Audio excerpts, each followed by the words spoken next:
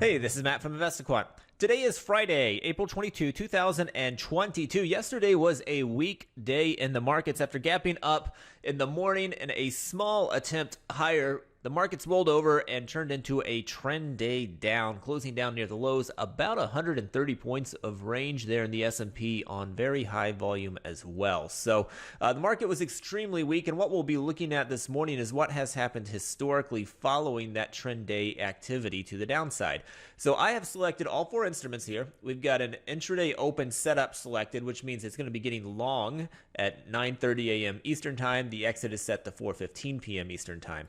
Currently, the overnight session is trading sideways, not far from yesterday's closing price. So for the opening filter, I'm normally picking gap direction or opening area, but we closed down near the lows, so I don't know if we'll open in range or out of range to pick one of these, and I have no idea if we're going to be up or down since we're so close to prior day close. So what I'm going to do is use this gap size as a percentage of the 5-day ATR. I'm going to put in a maximum size for the gap, and I'm going to put in 25% of the 5-day ATR. So for the S&P, the current 5-day ATR is about 75 points. So 25% of that would put it right around 19 points, give or take a few ticks there. So I've got that selected. It means it can be opening up or down about 19 points in the S&P, and that'll be different depending on the instrument that you're looking at. The next thing I'm going to do is I'm going to go to the price patterns. I'm going to say yesterday closed below the open. That's important for one of the patterns I'm going to use. I just need to say, did it close above the open or below the open?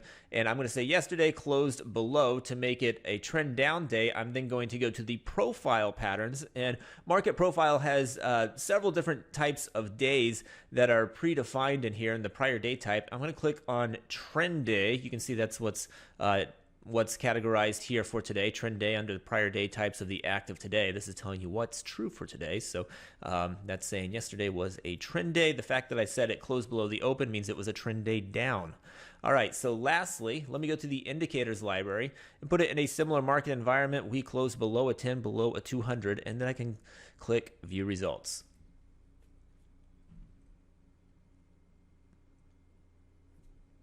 And here we go. These are the results based upon entering the market long at 9:30 a.m. Eastern Time, exiting at 4:15 p.m. Eastern Time, when the prior day is a trend day down that closes below a 10 and 200-day simple moving average. The next morning opens fairly flat, and I'm defining that as a gap that is less than 25% of the 5-day ATR away from the prior closing price.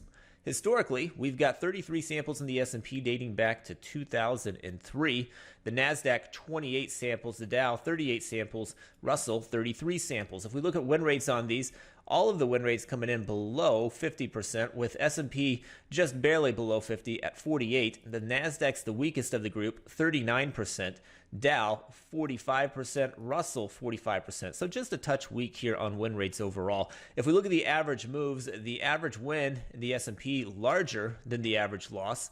That is not the case for the NASDAQ. They are very similar in size. The average loss just a touch bigger. The average win in the Dow is larger than the average loss, and the average win in the Russell is larger than the average loss. So win rates on these just a touch weak, and then 3 out of the 4 have slightly larger average wins compared to their average losses.